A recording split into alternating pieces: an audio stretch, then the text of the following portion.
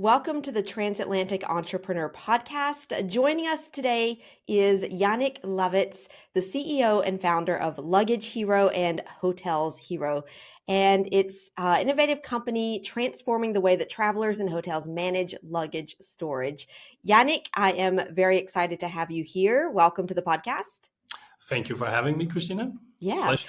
Yeah, great. Looking forward to getting into our discussion. Now, I've noted here that you've got over 8 years of experience, more than 1 million bags stored worldwide, and you've really been at the forefront of creating smart self-service solutions that improve the efficiency and the guest satisfaction for hotels in 40 countries, which is very impressive. So I'm very much looking forward to learning more about that. But really, if I'm correct here, your mission is to modernize the hospitality industry, making it both guest-centric and very operationally seamless. Is that right? That is completely right, Christina. I don't know how many times I've been traveling and I'm just like an entrepreneur myself. I'm so eager to optimize things, right? I want to build things. Yeah, So exactly. it all comes from that. Yeah, Looking for the problems and then looking for the solution to that problem, right? Yeah. exactly. All right, great. Now, a little background for you listening to the podcast. I came across Jannik very recently, I think like a week ago, because Jannik, you posted something on LinkedIn that I would say it went viral. I'm looking at it here. You've got over 4,000 reactions, over almost 1,000 comments, which on LinkedIn today is absolutely huge, and nearly 120 shares of that post. So that really blew up, where you talked about this European startup mindset versus what you've seen in the US. Now, first thing, can you tell us a little bit about where the inspiration or the frustration perhaps for this post came from? I think most of the frustration is coming from inside. Okay, yeah. Inside yourself or inside your market? First of all, I want to start with myself, Okay, sure. because that was the first intention with that post, Hmm. was to kind of give food for thought on my own frustrations about growing up in Denmark, Mm, having a European mindset when it comes to growth. right. And it just strikes me after so many years being an entrepreneur and being back and forth between the US. Mm, Every time I'm in the US, my mindset changes. okay. Yeah, interesting. As soon as I'm back, I'm like, I'm falling right into the European mindset again. Okay. That's frustrating. Yeah. Let me ask you this. How would you what is your personal definition when you say European mindset? What are you thinking of? What are you referring to? I'm mostly referring to our way of being overcautious. Mm-hmm. We're really protecting ourselves, being overcautious, not taking too much risk. We want to be safe. Mm-hmm. And we don't want to step anyone or step on anyone's toes. Right. We prefer being in our own little nest, Mm, too far away from our comfort zone. sure.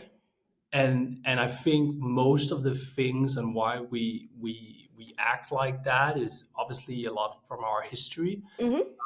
but also just the culture itself here. Mm-hmm. Yeah. Yeah, right. Yeah. And that's something that I feel I'm going to say I agree with you on this one. It's something that I've seen as well. I've been living here in France. I'm in France for 20 years now, working with companies for the same amount of time. And working with entrepreneurs and startups and investors, I do see that, yeah, there is this difference. And we'll get a little bit into your observations of the US. But what you said, being very cautious, wanting to see proof that something works before getting into it, which I can understand that a healthy bit of critical thinking and skepticism can be a good thing. We don't want to go blindly into anything that anyone, proposes. But also being willing to say, you know what, I don't have the details. I don't know exactly if it's going to work or how it's going to work, but it looks interesting and it looks like there's potential. Let's try it out and let's see what happens. And I found that it takes, and we'll get into this maybe also your experience of clients in Europe versus clients in other countries, but making the decision to sort of take a gamble on a company, on a founder, on a startup, that decision making process is super slow, I've found, and that can really hurt startups. Indeed, indeed. And I Mm. think it's probably what I would focus the most on Hmm. in terms of the differences between the success rate of Europe versus US Mm. is probably that risk, is the Mm. risk taking part. Right. Uh, it's two-sided actually. It's both the risk part for you as an entrepreneur or wanting to be an Mm. entrepreneur and actually taking that step away Right. from your corporate job or full-time, Mm. whatever you do, or even going straight from studies and right into entrepreneurship. Right. Uh, that first step of risk is also a culture thing here Hmm. in Europe and holding a lot of people back. And then there's the risk side of things from investment sides, Mm. so much slower Right. and less risky than what you see on the other side of the Atlantic. Yeah. Yeah, right. And where you're let's get a little bit into maybe comparing like what you've seen in your own experience. What countries are you present in with your company here in Europe? I don't think there are many countries that I'm not present in Okay. Yeah. Europe. I think the European Union is it 27 countries, uh, Hmm. something like that. Yeah. We're definitely present in all of them. Okay. I would say that there are cities and areas where we are more present than Sure. others, and the ones that are driving most of our revenue, obviously. Mm. But most of the European, yeah. Okay, so you're in most European countries. And what about in the US? Where are you present? In the US, we have a quite a good presence. Everything from west to east coast. Okay, great. We do the biggest travel cities there. Yeah. We're present. We did start off with the biggest one, Hmm. Manhattan, Hmm. Sure. New York, and then we moved from there. So it's everything: Washington, Yeah. uh, Chicago, San Francisco, LA, Miami, and Yeah. so on. Okay, very very interesting. And but let's see, what has been your experience? I would say, when you're going out and you want to maybe sign on some partners or some clients in the European countries versus that same process in the US. What has that been like for you? It's been interesting. Okay, I think I would say that we've had our ups and downs sure. Yeah. during this, It's and part of business. for sure. And I think going a little bit back to things you don't know much about, but Hmm. still carry out and do it. I Right. think that spirit has probably helped me the most when Mm. actually going into the US. Okay, right. Yeah. Because I'm happy and I'm very, very, very happy that there are so many things that I didn't know Mm. before entering in there Sure. that I needed to learn Yeah. hard way. Yeah. Uh, but I probably wouldn't have done it if I had knew beforehand. Okay, so it's a little like just kind of throwing yourself in there and then learning as you go and saying, well, you know what, I'm already here, so I've got to figure this out now. Yeah. Versus if you had maybe taken that sort of more cautious approach and said, I need to study up on everything, I need to learn everything, and Mm, then you would have said, you know what, this looks a little complicated. Maybe I'm just gonna stay in my comfort zone a little bit. Yeah. that's for sure. Okay. And Yeah. and what are some of the things you mentioned? Some of the things that you learned along the way about doing business with Americans. What would you say are some of the key lessons or observations that you've had in doing business with Americans? I think the biggest difference is that you are speaking in a language and Mhm. with people who are so entrepreneurial Mm-hmm. by heart. Yeah. And it's actually so much different from the people you're speaking to in Europe. Okay. Yeah.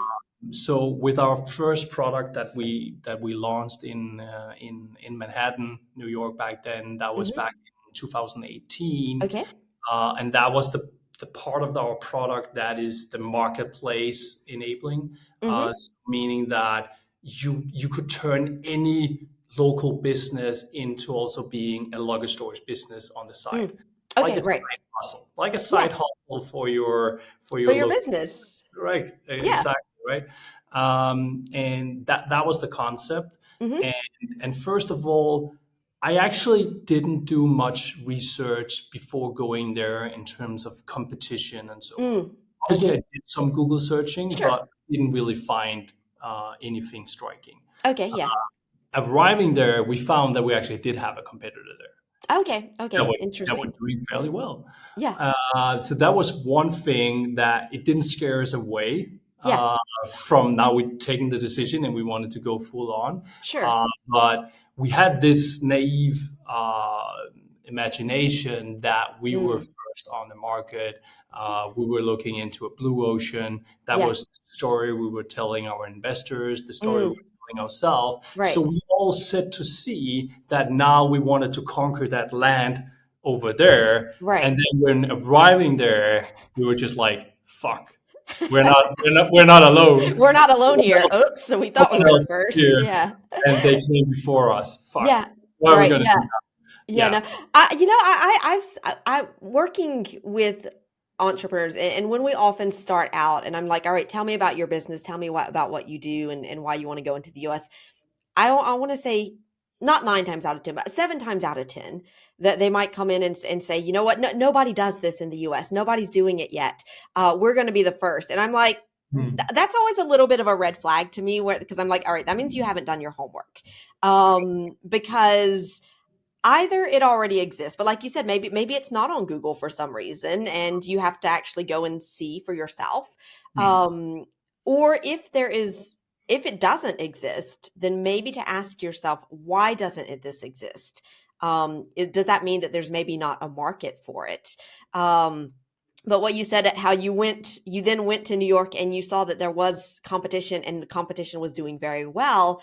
I would say that's a good sign because it means there's a real need for it. And when there's a real need, you know, there's often room for I mean, the American market is huge. And so just because there are some key players already doesn't mean that there's not room for other people to come in and maybe find a niche or find a specialty or something that's going to set them apart in order to get a piece of that market, even though there's already competition, happening there. So yeah, that was a good move on your part to go in, see what was happening, and then go, all right, how do we get a piece of this pie? And Exactly. yeah, I used to I always refer to like you always end up with the Coke and Pepsi dilemma, right? exactly. And you need to choose one of them. So Yeah. it's not do I want a Coke today? Yes or no. It's Hmm. like, do I want to choose Pepsi or do I want to choose Coke?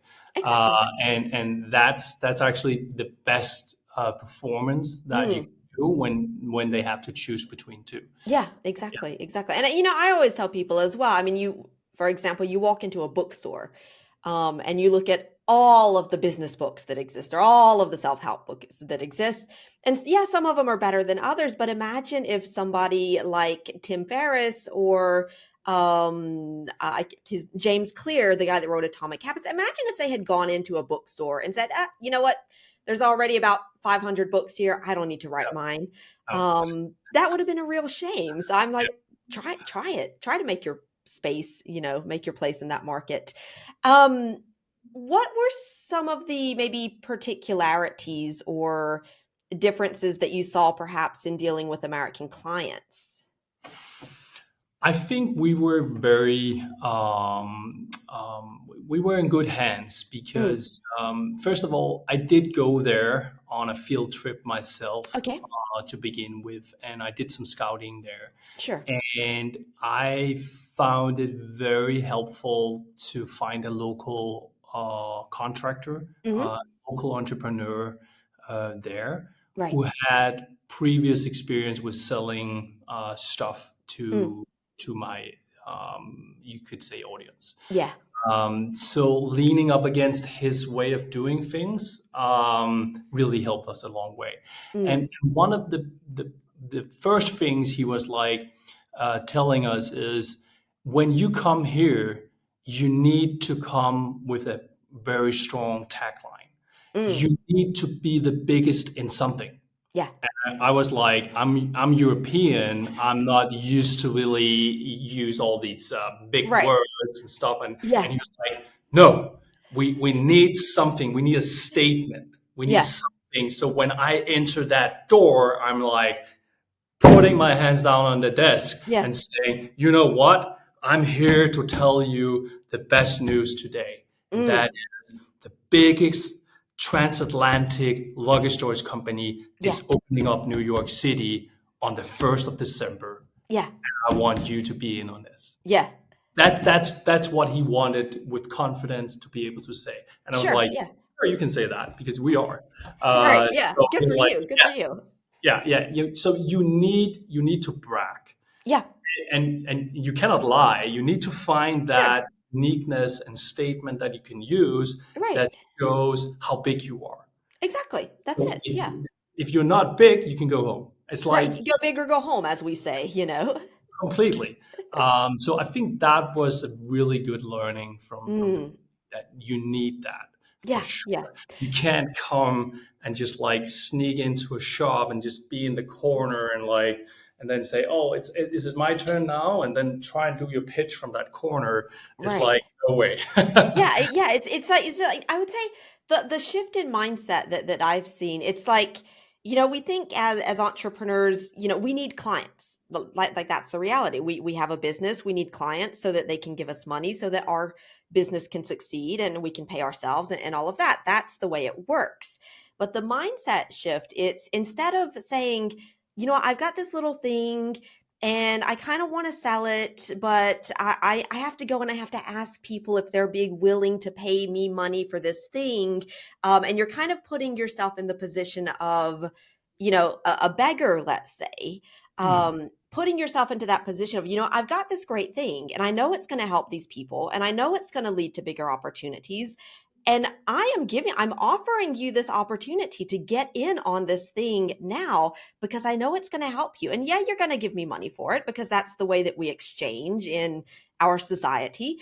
Um, but this is really exciting and I see it that has a potential for you and I want to help you. And you're going to help me and it's going to be a win-win situation for everybody. And going at it in that sort of mindset, I think for us as entrepreneurs, just changes the dynamic and the way that we talk to our clients because we're no longer like kind of being very shy and timid and asking, do you want to give me some money for this thing? And we'll maybe see. Hmm. But I've got this great thing and I want to get you involved because I see that it's going to work out for you and for me as well. Pretty big mindset shift, I would say, perhaps. Yeah, very Mm. much. And I think the best part of it is that that message resonates so well with the entrepreneurs Mm. on the other side of the Atlantic, Right. Yeah. more so than in Europe for sure. Sure, yeah, because I mean, then of course, like you said, you've gotta have some proof, and some justifications to sort of back that up, and then you look at it and they analyze it and they decide to take a bet on it or not.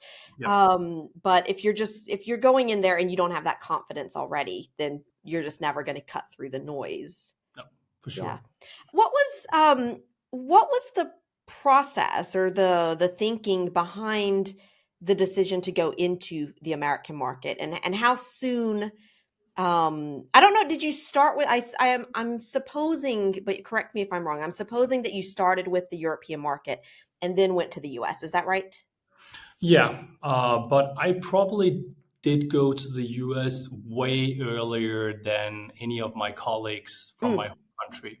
okay. At least what I've been told so far. So we started in Copenhagen in 2016, Mm-hmm. and within just a couple of months, we had actually already decided that London would be the next city. Okay. So instead of like trying to grow our home market or going more like in Scandinavia, going to Stockholm, going to Oslo, Mm, something like that, we were just like, you know what? It only takes 1.5 hour flight from Copenhagen to London. mm, We should go there. And that's what we did. So we set up London. We had great success in London mm, in 2017. And then halfway into 17, we were like, what's going to be the next city? And then someone argued that, oh, we should stay in the UK. We can go to Liverpool. We can go to mm. Manchester. And I was like, no way. We're going to go for the biggest one, and that's going to be Manhattan. Right. So that's why we wanted to plant that flag in Manhattan and Yeah. say we were first here. We Yeah. were not You first. weren't first, We but wanted to be first, and we wanted to be the biggest. And that's why I said at the beginning, I don't want to launch Manhattan with less than 100 locations signed. right. Yeah. We set the bar high from Sure. the very beginning, and that was a really good thing we did that early on because Mm. it turned out that our competitor he had like 20 locations there. Okay. Right. Okay. So from the very beginning, we were the biggest, and we could use that statement as well. So Okay. join the biggest one, or you just want to start with being with the small ones, and Right. Sure. that resonates well with the US as Very well. interesting. Okay, yeah. So it was almost from the start. You said, well, of course we're going to start in our home market. That makes the most sense. Mm, But very soon, let's start looking not where is it the most comfortable for us, maybe the Nordic capitals, for example, but where does it make the most sense? London, it's close enough, but it's still a major international hub. mm, mm, New York is the next place. And what were some of the I guess the bumps along the way or the mistakes that you made. Um, we all make mistakes along the way. What were some of the ones that you feel like by sharing them, this will help others to mm. perhaps avoid the same mistakes? I think there's some things that are more like on the paper side of things, Mm, boring things as I used to refer to, but you still mm-hmm. need to have the right setup for it. Sure. We just didn't find the right legal counseling from the Mm, beginning, so we ended up setting a completely wrong company in the okay. US. We needed to shut that down, open Mm, up a new one. Minor details, we so it didn't really obstruct most with things there. mm, But I think there's also a little bit of a hustler mentality mm-hmm. in the US, which we Mm-hmm. didn't really count in from the very beginning. Mm-hmm. Yeah. Um, What do you mean by that? I mean, you need to have your eyes on the target all the time. Hmm. And I'm not saying you cannot trust people, Mm-hmm. but you need to give them a sense of I'm watching. Uh, Mm, mm-hmm. Yeah. Okay. I think that's very common for marketplaces like ours. In that Sure. case, with LuggageHero, that you kind of connect to people, right? Right. You connect a buyer and a seller, and you want the cut in the middle where Yeah. the marketplace taking out that cut. Sure. And as soon as the seller is kind of seeing his ways of cutting you out, Mm, he's gonna sure. go for it. And we were probably a little bit too naive in the beginning with this, that hoping that they would trust it in the same way as in Europe. Mm, mhm. I found out that the hard way. Sure. I think we had a really slow start on everything, and Mhm. really frustrated me. Um, I think what saved us was that we needed people on the ground. We needed our Mm, people on the ground. right. So my co-founder, my technical co-founder, he Mhm. decided to move over there Okay. Yeah. to be part of the operation on ground. So he would Okay. sit there from his computer, Yeah. obviously, but he would have a desk Right. Yeah. in Be Manhattan. physically present in Yeah, in New York. Yeah. yeah. And then we actually were very lucky with finding an intern, Okay. because we were still very early in funding stage and everything. We had Okay. only Sure. Sure. received business angels funding at that time, Okay. so we needed really to preserve cash. Yeah. Sure.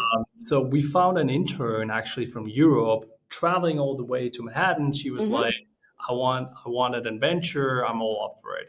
And she was part of that operation on ground. And she was probably part of the reason why we ended up being a great success there, because she Okay. needed to go from store to store, Right. visit and revisit over and over and over to just say, we are here. Yeah. We are here to support you in the best Right. possible way, and amplifying as well that don't play tricks on us. Right. Okay. Like, yeah, just saying like, hey, we're here, we can do business together. Yeah, But we have to, each of us, and I think that works both ways, make sure that where everybody's playing fairly, let's say. Right. exactly. And I think we learned that the hard way, especially with one. I remember that very clearly. We had one customer where we had to change storage location for her. So we Mm. made a booking on behalf of her to another location. Okay. And she said, I'm going to go there now. And I was fine. Go there and check yourself in and go out and have a great peace of mind. Yeah. And I was sitting watching the computer and I was like, what's going on? Because she's not checking in that store. Mm. And I reached out to the store and I said, did someone show up? And the store was like, no, no one showed up. There's Mm-hmm. no one here. And I was like, that's weird. And then I got a hold on the customer and she was like, oh, everything is fine. I handed over my things. I paid it. And I was like, paid Mm. it? How did you pay? Yeah. And she, oh, I just paid in cash. I was like, fuck. Ah. We have a problem. Right. Okay. Right. Because I guess the vendor, the store owner, let's say, uh, Yeah, took the yeah, business for themselves. Yeah. exactly. Yeah, Right. exactly. Okay. Yeah. So, right. You want to. So yeah, so we learned that the hard way. We learned that we needed someone on the ground. We needed someone to go down to these shops if they didn't behave, Sure. give them a first warning, and Yeah. then second time you're off. And Right. Sure. she literally went down to some of these stores and and took the sign away from them. Oh, right. Yeah. We had signs on the streets back then saying, Sure. Yeah. like storage here, $1 an hour. Right. She went down there and she just took that sign and she just ran off, It's because like, these store owners were like, no, don't take the sign, because yeah. they were hoping people would just go in and pay in cash, right? Yeah, right, right. And I would say that maybe that is a difference. You mentioned sort of the difference between like what we do here in Europe, where it might be like trust based or a bit relationship based, etc.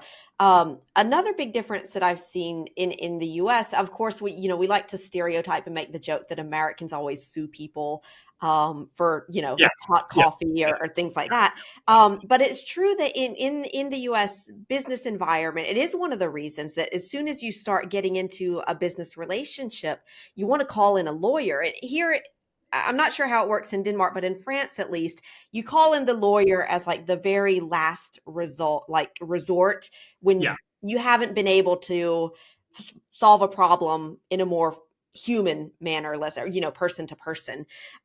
Whereas in the US, it's kind of like, let's call in the lawyers from the beginning. We draft up the contract. We make sure that everything is very clear. It's in writing. So there is no room for like, interpret, hey, you took the cash. This is clearly against what we agreed on. It's written right here. And then you come in and then you figure out what you do. yeah, But I feel like a lot of European entrepreneurs and companies, they don't have that reflex to say, we're going to start going into a business agreement. First thing we got to do is get it all on paper and write it out and spell it out. How is this going to work? What are the conditions? Because if there is ever an issue, you're not having to go down there and run down there and take the sign away and try to sort it out yourself. Because of course, as we know in American society, it can sometimes turn very violent, and we don't mhm. want that to happen. So No, yeah. exactly. That's true. That's true. Right. Yeah. Yeah. Yeah. And what about, so you said that you are present in a lot of different places in the US. How about any differences that you've noticed, when dealing with people in New York versus California or Texas or Florida, or any differences I you've think noticed one of there? the things we learned when moving on from Manhattan and New York was actually that we thought we could really use it as a statement to Mm, say that everyone is using us in New York, is really great here. But as soon as we entered like markets like in Chicago and we were like proud that we were from New York and mm. doing this and this, they were all like, we don't fucking care. So Yeah, that's New York. It's not Chicago. yeah, and so we don't care about New York. It's like that's an entire different world. We're in Yeah. Chicago now. We're doing business differently here. Right. Yeah. We're not like them. Yeah. Uh, so that was I thought it was more be like we, but it Mm. was more like them. So Right. Yeah. So that, you talk to that client specifically and their much specific. you need Yeah. to speak to their heart, to their business. Why is it making a difference to me? I don't Mm. fucking care about New York. Yeah. Right. Uh, Like New York. That's New York. Nobody. Yeah, so Why do we we care about New York? almost stopped just saying that we had launched in New Mm. York and just saying now we're going to launch Chicago and we're going to do Mm. it very successfully. Okay. Uh, Yeah. yeah. So it's almost like, you said when you went into New York, you were going in and saying, "Hey, we've got this great opportunity. We're doing these big things here in New York." Hmm. Taking that same argument and say, "Hey, we're coming into Chicago. We're doing big things in Chicago. Let's make a deal." That's interesting because what I've heard from a lot of people is they say, when they're building up here in Europe, the fact that they have succeeded somewhere in the US does become a very strong argument. Hey, we're in New York. People in New York love us. We're doing big things there. Hey, all right, you want to come over and do it in Paris or Madrid? You're doing it in New York. It's got to be good. Mhm. Interesting that that doesn't work in the US. Yeah. Yeah, or at least it didn't work for us Yeah, uh, sure, right. in those areas where we went. Yeah. Interesting. Yeah. And so now I think you said that you've got most of your business is done in the New York in the US, is that right? So one third of our business is actually Okay. coming from the US. Yeah. And that is actually despite the fact that we currently have no one operational working in Mm. from the US. Okay. All right. So it's something we're working on. I would say now that we are entering 2025 with a lot of new stuff, Mm. uh, but we've actually been doing fairly okay without. Yeah. It's not something I would recommend beginning with for Yeah. sure, but there are times where you can actually rely on the business that you've set up. Okay, right. That's what I was going to ask you because you said when you went in and you were opening New York, you sent your co-founder over there. Hmm. But now you have no one on the ground over there. So how are you getting your American clients without having someone on the ground? Yeah, and that's, I mean, we've learned since COVID that we can do a lot of the expansion Mm, remotely by phone. mhm. Sure. So we have a remote team that sits and call these Sure. locations remotely, and they work in different time zones, so they can like take different parts of the Yeah. world. So that's actually how we operate now, Mhm. in, versus our way before COVID on actually just going from door to door. Okay, right. That was a heavy operation, but probably also the fastest one when Mm, it comes to execution, but definitely not the cheapest. sure. Sure. Right. Yeah, yeah, exactly. So maybe it's also a question of looking at the return on the investment, both in financial terms, like what is this costing me in money Yeah. versus how many contracts are we signing, but also in terms of just energy and time and human resources, and do you have someone on your team willing to maybe take their family over to a new country Yeah. and set up the business for a couple of years? Yeah, very interesting. And hitting on that subject, we did actually do exactly that, Christina, in Hmm. 22. Yeah. But I don't know if you want to save that for later. Oh, okay, well, we might have to do a follow-up episode later in the year and see how 2025 went for you in the US market. Yeah. Yeah. Right. And a final question to get into here. I've like I said, I found you on LinkedIn because you had that one post that went viral.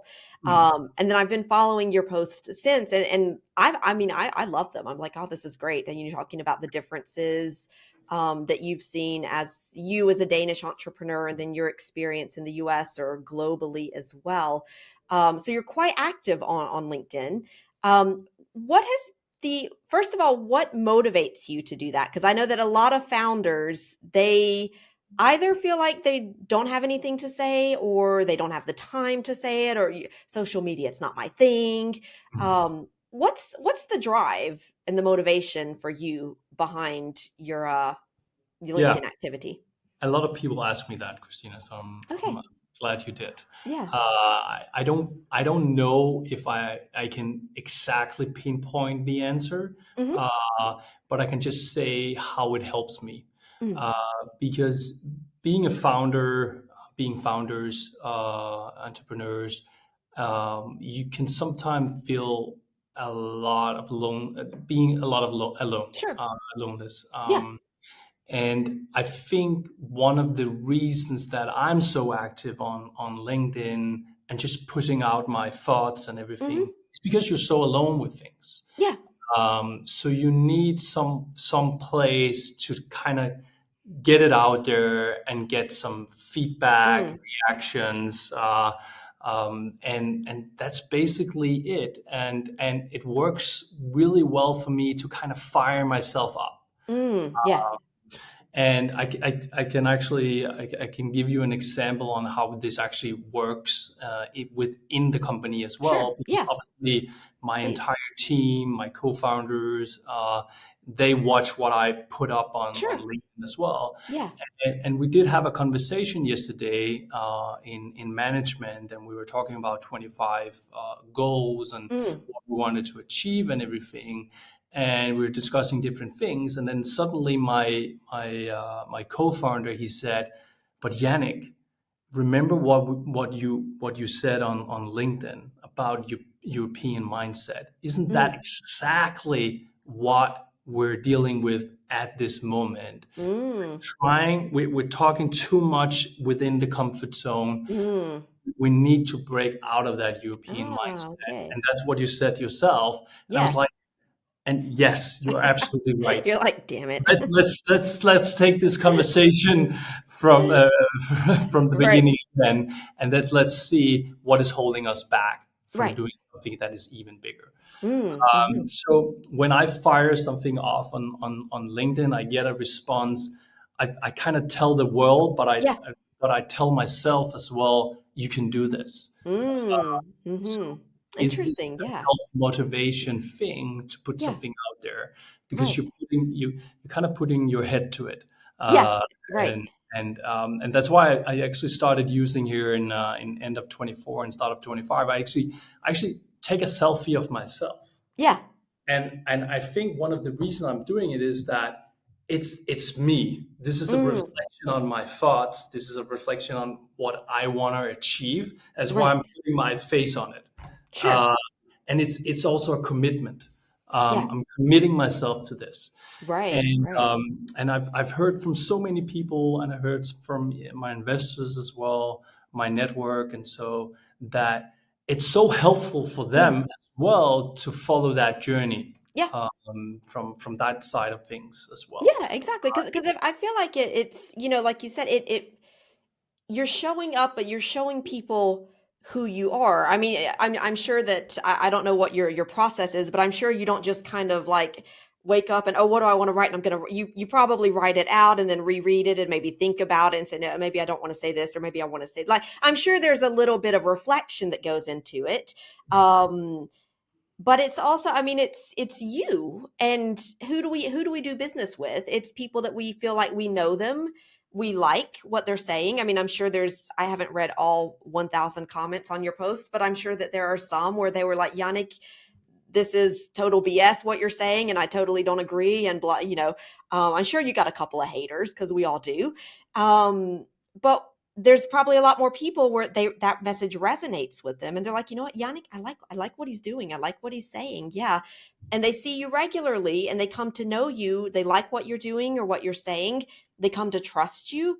And then when it comes time to maybe them to become a client, them to invest in your company, or to put you in relation with, in contact with somebody, that just makes that process so much easier than if you're, reaching out blindly and trying to, get a client or get a contact. Yeah.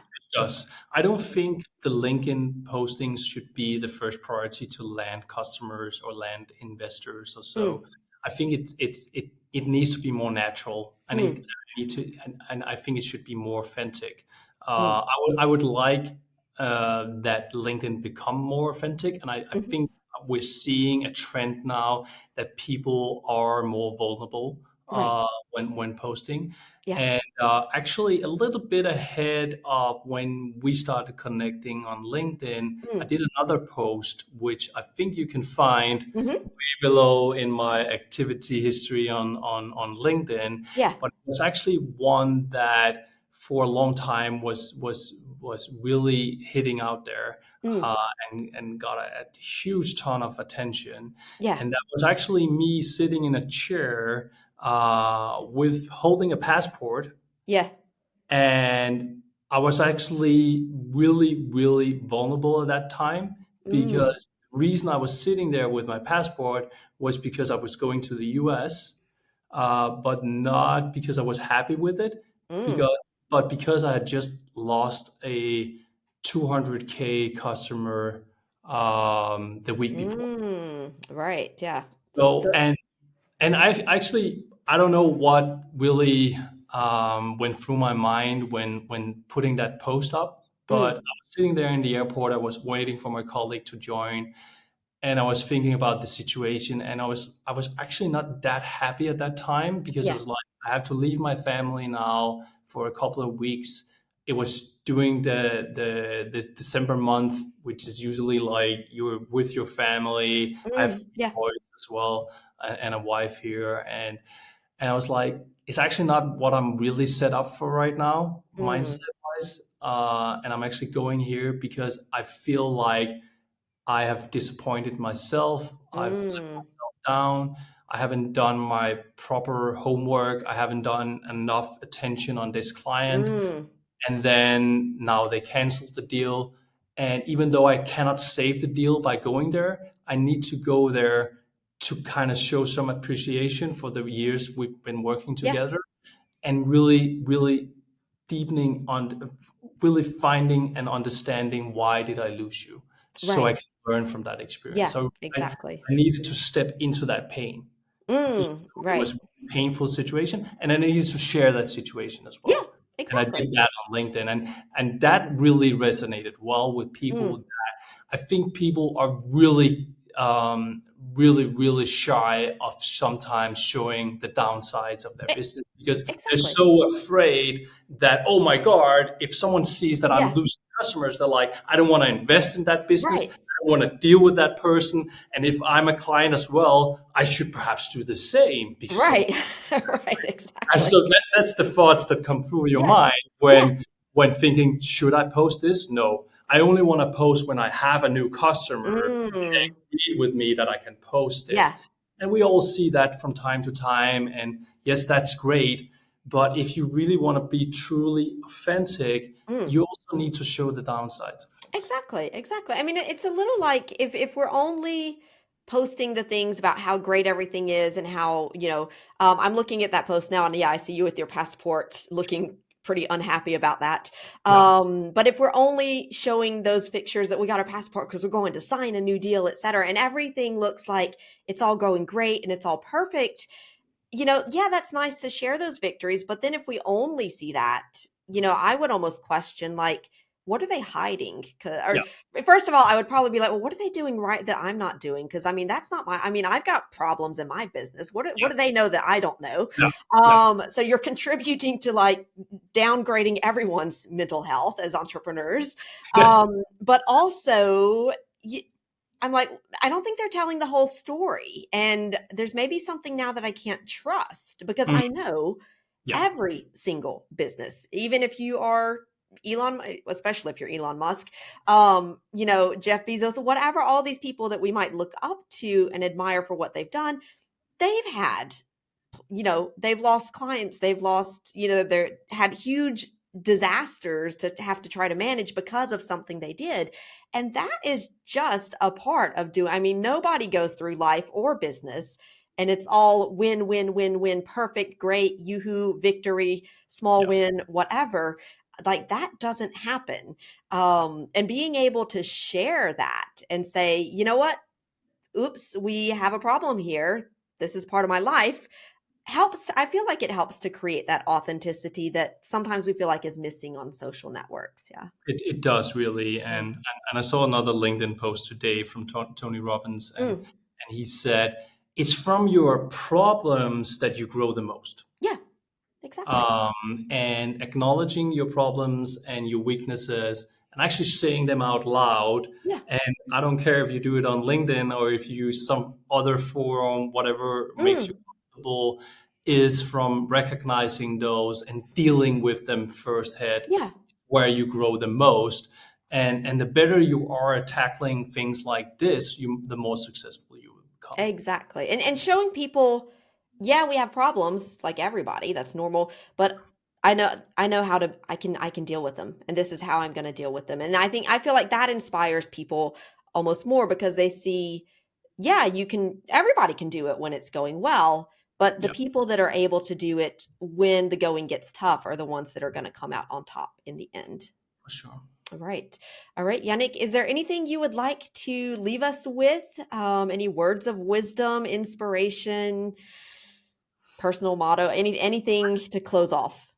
To close it off, and especially with the U.S. in mind for the listeners that want to Mm, go there and conquer the world, I would really urge them to do that. mm, I would also say that whenever times are the worst, when mm, you do this, whenever you feel most let down and most pessimistic about everything, mm-hmm. I have a little bit of a story to that. Yeah. And it was actually when we were in New York, we had rented this small apartment. We were sitting, my co founder, my intern, and myself, and we were just like looking at each other, being frustrated that we had so little traction and small bookings every day. I was Mm-hmm. like, I remember telling my intern back then, we need 10 bookings a day. We need 10 bookings a day. And she Mm-hmm. was like looking at me saying, that's impossible. That is impossible. I was like, Right. no, it's not impossible. We need that. And she's like, no, it's impossible. Mm-hmm. And then the day after, I remember waking up and my intern said something weird is going on online. We were just tagged on Twitter back then. It Mm-hmm. was Twitter, not Yeah. X. We were just tagged on Twitter. I was like, we don't have a Twitter profile, but whatever. And Mm-hmm. she was like, it's really weird. It says New York Times. I was like, what are you talking about? And she showed me on Twitter. I was like, Mm-hmm. Julie, do you know that New York Times just tagged us because they made an article about us? And she's like, did they? I was like, that's what they tagged us about. I was like, I mean, I like, went oh my in, goodness. yeah, I Yes. just like grabbed my computer out, I was like, typed New York Times. I was like, and Yeah. there it was, a giant picture of one of our stores in Copenhagen, actually, Yeah. with Yeah. a sign outside of the Yeah. store. And then like luggage stores in New York in New York is now Yeah. going on from local businesses. And I was like, Julie, we have an article in New York Yeah. Times. I was And like, you didn't even have to pay for it. no, It's like, anything. great. Like, what's going on here? So Yeah. that was something I just want to say this story because when you really Yeah. feel the most down, there's something waiting for you out there, Mm-hmm. and just keep doing your thing, Yeah. keep Exactly. grinding, because you will hit it. Yeah. And from that day, we didn't have to look back. We were just hitting Awesome. it off. Yeah. Sometimes So, it's like we're down and we're almost giving up and then we're yeah, just this yeah, close we're so close, and to you don't making know it. how close you are. Exactly. Wait it out, please. Wait it Yeah. out. So you Uh, gotta keep at it, even, just trust the process and enjoy the journey, even when that journey is hard and, Sure. discouraging and everything. Awesome. I love that story. Fabulous story. Yeah, great. Right. Okay. Yannick, first of all, where anyone who wants to follow you, the messages that you're sharing, your inspiration, where can they find you on the internet?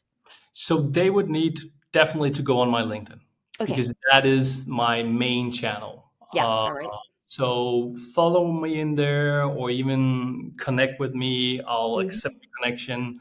I accept everyone. That's definitely the first place to go. Mm-hmm. For sure, it's All always right. been working best for me on LinkedIn.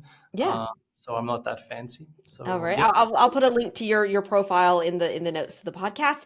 And if someone is, interested in maybe signing up as a partner, as a client of yours to offer the services of Luggage Hero, where can they go to learn more about your business and perhaps some business opportunities? oh, that's nice of you to ask, Christina. Yeah.